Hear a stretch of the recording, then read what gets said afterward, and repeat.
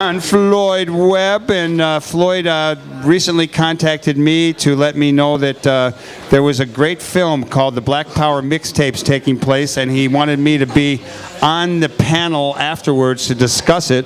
And I ended up down there at 87th Street near the Dan Ryan, and I saw this film that just brought back so many memories, and I saw the similarities of what went on back in the 60s and 70s, what's going on today, and I had a great time there, I want to tell you, and thank you for inviting me. Oh, hey, you were welcome to be there. We were glad. Everybody was glad that you came. I mean, it was really interesting. Welcome to Live from the Heartland, Talk a little louder there. Okay, is that better? Good morning, Floyd Webb. Good morning. Okay. So, how long have you been doing Black World Cinema? At ICE Theaters, we've been doing it since 2005. And tell people what it is, please. Just what is ICE Theaters? Inter-community? No, it's like inner city entertainment. It's a nice name. It's Very nice. Yeah, it's black-owned theater. They have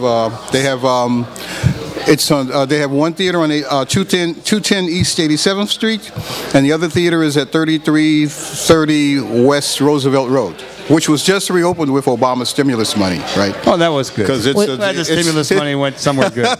yeah, because they're really struggling. So you've been running this series of films. Tell us about it and focus in on the Black Power mixtapes, because that was a mind blower. Well, what we do is we bring in films by black filmmakers from around the world every month.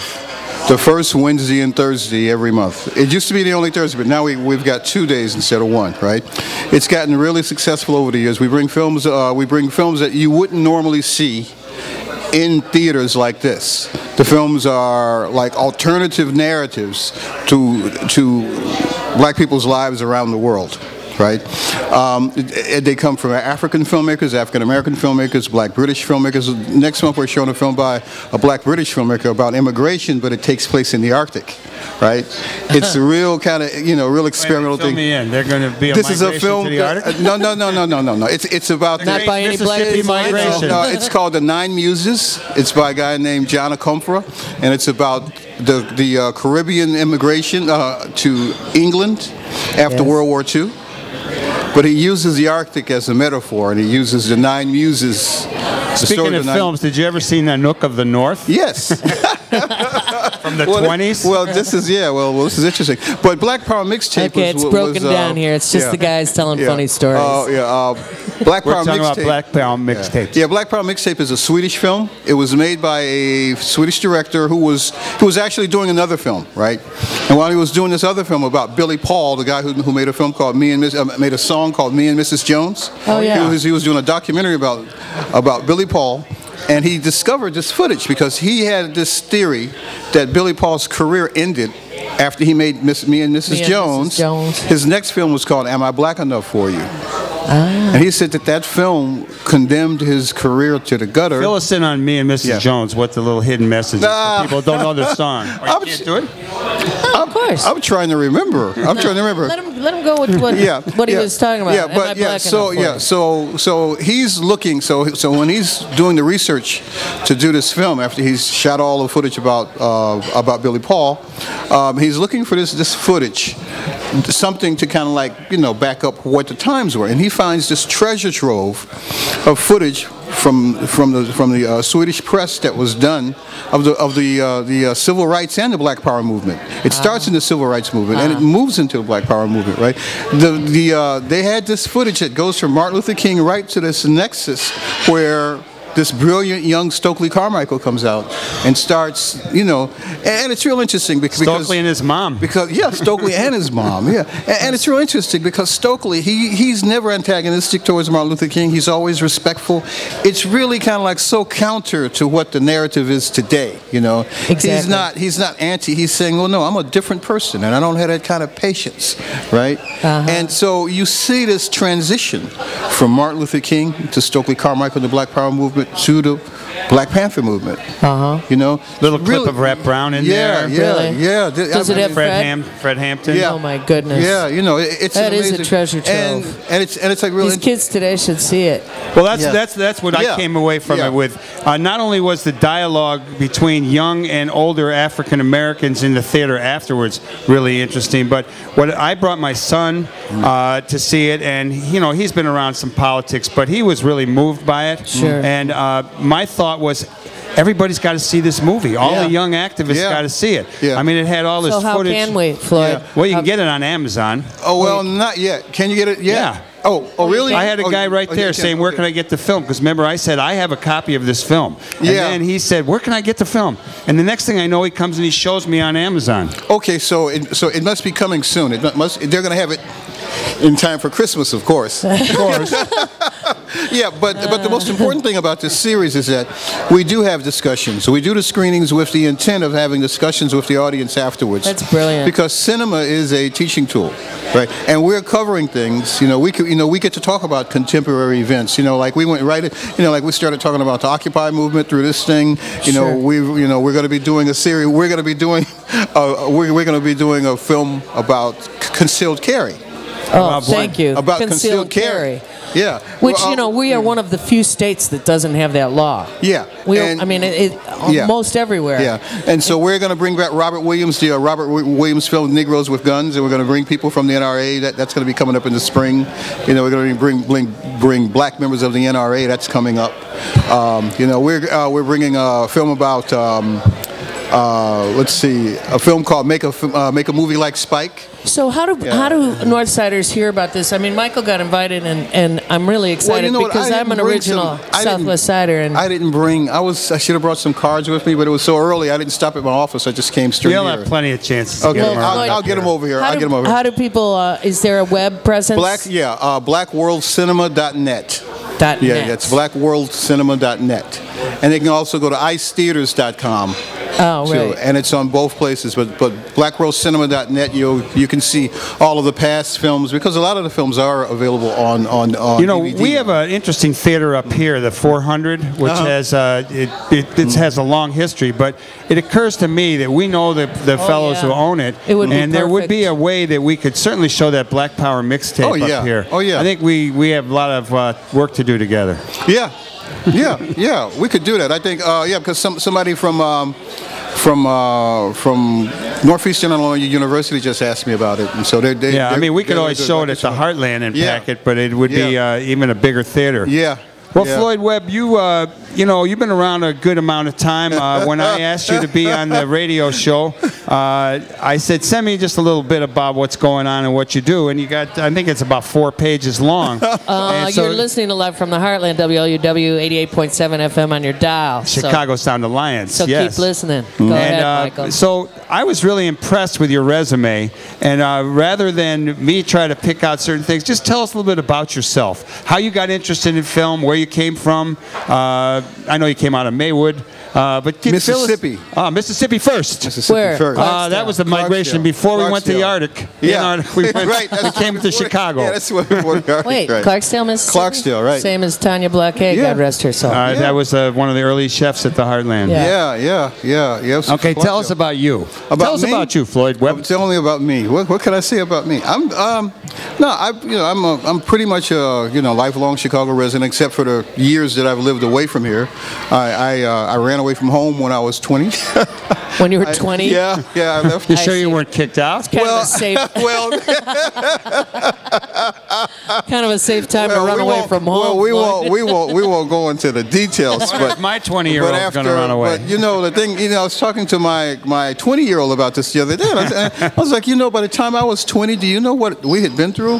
From 1963, from the time I was 10 to 1973. Yeah, I'm sure he loved hearing that, Dad. And I was like, what we went through? It's and it's like, so but by the time 1973 had come, By the time 1973 came, when I left the country, I graduated in 1970 after being involved. Graduated from where? From Proviso East. That's when I met you, when we were at Proviso East, having that strike, having that anti-war strike, right? 1970. It was the time that we all 1969, 1970, I think it was. Yeah. No, wow. This was after Fred got killed. I think I met you out there. Yeah. Sure. And I got interested in film and media during that time. And so it was always my intention, but I had some other things were happening, and the war was still on, and I had 6 uncles in Vietnam at the same time. Jeez. And I had left ROTC. I had been living in Fort Benning, Georgia for a year because my old man had come home, and then I was in ROTC, and it's like I didn't register for the draft, and all kinds of really crazy things. And I said, you know what?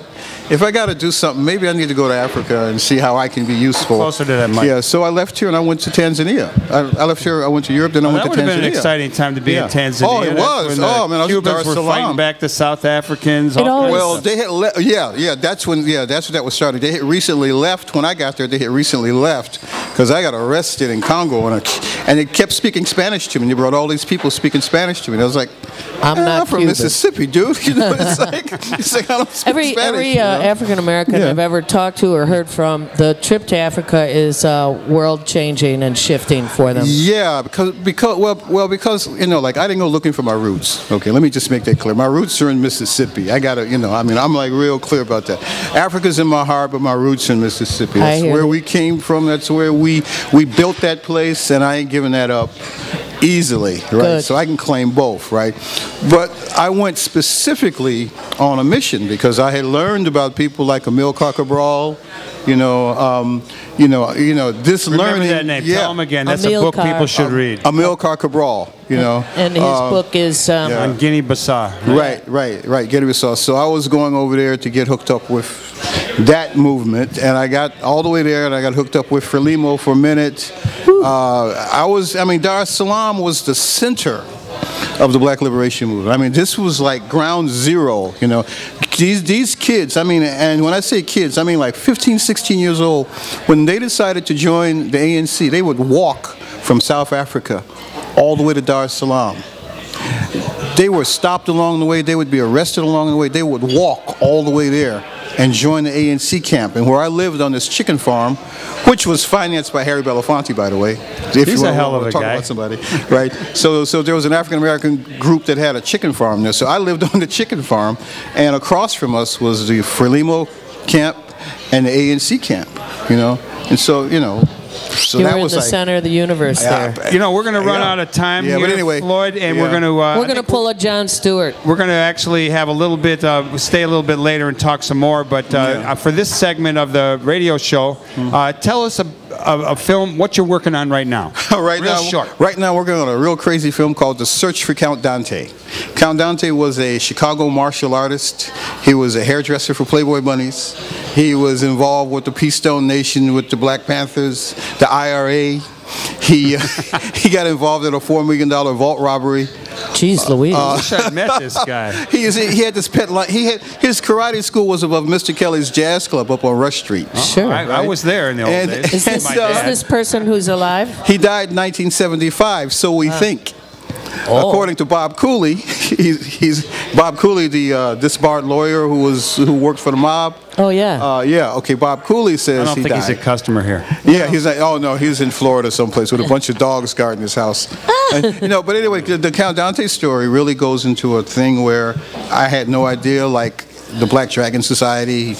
Wait, anyway, so we're going to close off the show. We're going to close out the show, and then we're going to keep going so that the people who watch it on YouTube are going to get a little extra bonus here, like bonus. Right now, though, we want to thank Eli Sloan down there at the station. We thank Angel Herrera, Paul Wozniak, Dan Kugler, Laura Herman, Lisa Smith, my partner and co-host Michael James, and Mary Wozniak too. And Mary Mary Wozniak, who's sitting over here in the corner and being very patient with us. We want you to tune in again week after week because the world... we encourage you to do good in the world because the world needs all the good that you do. And since we're going to go later, why don't you put on the Jimi Hendrix so we can hear a second of it or two, and then we'll have our second segment with Floyd Webb. Let's have a big round of applause for everybody here today. Yeah. Yeah.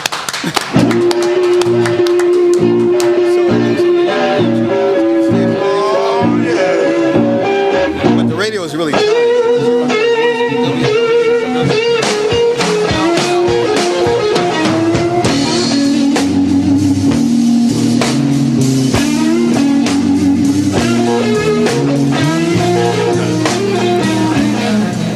You're listening to 88.7 WLUW Chicago Sound Alliance, broadcasting from the campus of Loyola University. No, this is... It's an ISDN line. ISDN. Once again, it's gospel time with Bob Maravich. Okay. Let's do it again. You ready? Yeah. Yeah. Okay, welcome to a special extra edition of Live from the Heartland here on Saturday morning, the 19th of November. And it is the day before the Heartland Harvest Run, which I did not mention on the radio portion. But it is tomorrow. All you athletes in the crowd and anyone who you will be talking to later, come on out run. here by 8 o'clock tomorrow morning. We go over to Lake Michigan in Loyola Park, and we run along the lake. We have a great time. There's no charge, and we will also have a little, you can make a donation to the School of the Americas Watch. We've been talking with our friend Floyd Webb. He is a filmmaker, and he's involved in a lot of things. He's going to give us a little more information about the current film you're working on. Tell us again what you're up to, Floyd. Yeah, working on this film called The Search for Count Dante. This guy was a 1960s martial artist. He was born in Beverly to a rich Irish doctor, but he became I grew up in Mount This is an Greenville. Irish guy. Yeah, this is an Irish guy, right? Okay. But Tell me his name again. John Timothy Kean, alias Count Dante. Count Dante. Yeah, St. Mary's Parish. St. Mary's? St. Mary's Parish. Huh. That's where he went to school, yeah. You got some relatives over there. Somebody Kate. will know him. His father was a real famous doctor. They started the Ashland Bank. Oh, wow. But this kid was like, he came out different than the rest of his Irish relatives, and he studied boxing with Johnny Coolin up on 63rd in the university and got into martial arts. He claimed to have armed Castro in 1959 as part of an operation called Operation Water Buffalo, when the U.S. government was changing its alliance from Batista to Castro in order to get in his good graces, And That didn't last long. About a week, or until they got the guns. So this guy came back, and it was real hard for black people to study martial arts. You couldn't just walk into a school. You had to go to the YMCA or someplace. So you couldn't go to any of his schools. So John Kean, when he comes back to Chicago after being in the military, opens his school up. And he's like one of the first people to like openly, and overtly teach African Americans martial arts, which upset a lot of people. Irish guy from Beverly teaching African Americans. Like that. Yeah, and but later on, a lot of stuff happened. He ended up doing an ad in comic books where he said he was the world's deadliest man. This is before Bruce Lee. This is before Bruce Lee. This guy's famous before BruceLee, right? Oh, I have a cousin who's into this martial arts. Oh yeah, stuff he'll heavy, know who he is. And I'm going to talk to him about it. This Hello, ad Adam. that was in this ad was in comic books. It was in men's magazines. It was in like Popular Science, Popular Mechanics, and he would teach you the Death Touch for $5.95, right? So he had this book, and he sold hundreds of thousands of these things. So this thing went around the world, right? So when I started working on this thing, I thought that I had it down. I thought it was going to be a simple story, but it turns out that he's influenced. There's an underground influence of this guy. He's like just entered the popular zeitgeist around the world. Is he on the web? He's As Count Dante or Mr. Kean? Count Dante. If you look up Count Dante, you'll find it. But you'll find all that stuff. But the real interesting thing is that he called his organization the Black Dragon Fighting Society. The Black Dragons were a Japanese intelligence arm who came here after World War I. after their, okay, the Japanese apparently had this real weird thing that they did. After they beat the Russians, they declared themselves the champions of people of color against white supremacy. They sent an agent. They sent agents of the Black Dragon Society to the United States. They set up in black communities, and they financed the first generation of that pre-war generation of black nationalists. No, black nationalists. No kidding. Elijah Muhammad was financed by the Black Dragon Society. And what year is this? This is like immediately after World War II, So it's the 40s? Immediately after World War I, up until World War II. 20s. In 1943, they arrest 120 African American nationalists for their association with the Black Dragon Society. Where? In Chicago, Kansas City, all over the country. Ooh. Right. Wow, this is some history I haven't heard. Yeah, This is great. this is some history I didn't know. Most people haven't heard. This is history I didn't know until I started working Who on would this have thought the project. Japanese would be so hip? Yeah, yeah, but this thing with the Black Dragon Society, you know, like these guys got out of jail.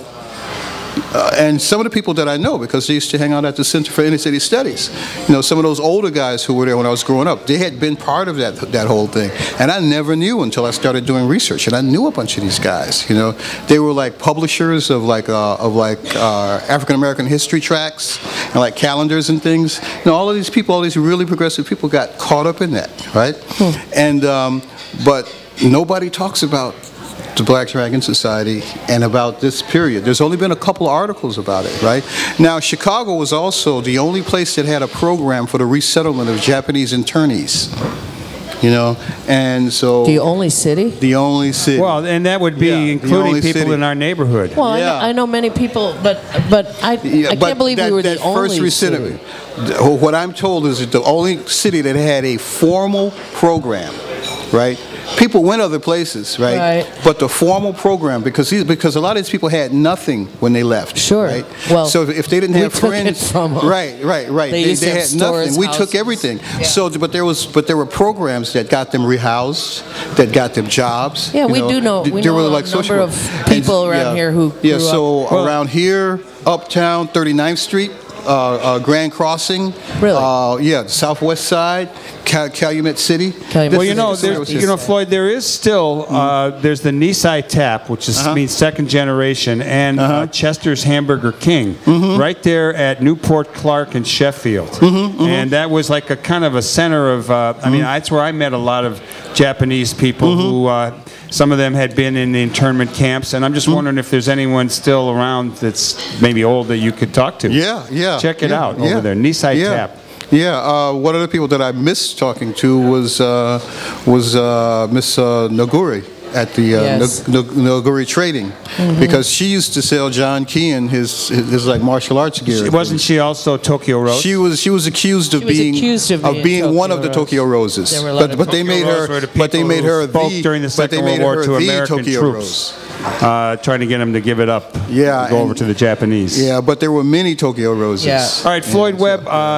How far along are you on this film? I am about 3/4 of the way. I'm just I'm waiting on a little bit more financing, and you know, I got stuff all over the web. You can go to searchforcountdante.com, and you can see trailers of the film. If you just look up Count Dante, you'll find it all. Because on another note, how are things for black filmmakers these days? I mean, what is the industry opened up? Probably not. How about for actors, filmmakers? When we talk about the hegemony of American cinema, period, and just the fact that what American cinema stands for, right? Stands for American values. It stands for American ideology, you know. I mean, like, we really got to be real clear about what it is we're up against, right? And because, you know, like, a lot of times when we don't have a clear understanding of what we're dealing with, we go about it the wrong way. So it's like, people talk about, like, well, you know, Hollywood ain't doing this and Hollywood ain't. It's not their responsibility. They are clear. They made it clear in the 1950s. If you were progressive in Hollywood, you will be accused of being a communist. Yeah, right. Right. So all of those writers after World War II who came out and wanted to do the right thing, right, who were trying to push Hollywood in a direction that was progressive and that was humane, right? But? They were all blackballed, and the Hollywood leadership gave them up. But the writers and the directors were accused of being communists, and they were blackballed, and they couldn't work in this country, right? So that's the first thing. So that's kind of a real clear thing. The bosses of Hollywood are always going to do what's expedient for them, right? And that is, and American cinema has made a point of becoming the dominant cinema in the world in order to advance this ideology of American values, to advance the language of English, and this whole notion of American values are the values to be emulated in the world, right? And this has been and there's a book written by a guy named David Putnam called Undeclared War, and it's about Hollywood dominance in global cinema, right? And about how that came about, you know? And so it's like, it's real hard to be a progressive filmmaker. So when we talk about how hard it is for black filmmakers, it's like, yeah, it's hard because, don't nobody want to hear. If I'm gonna do a comedy show, I don't want to mention any names, but if I'm gonna do a comedy show, and if I want to put on a dress and a wig and run around and make people laugh, hey, that's fine all day. But if I want to, Sorry. But if I want to do a true dramatization of the life of Fred Hampton, they're going to take it and they're going to manipulate it, like they did this last Black Panther film last year, where they made all the Black Panthers look crazy. Yeah, really. Killing cops because they're crazy. Yeah, I heard that. Yeah, I didn't see it. I mean, and it's like every time you see any kind of militancy, anybody who stands up, there's always a psychosis.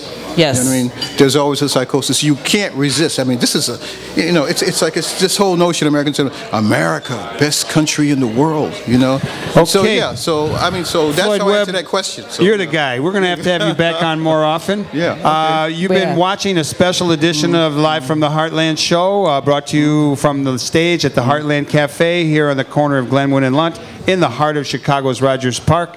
I'm Michael James. Come up and eat here sometime. I'm Katie Hogan.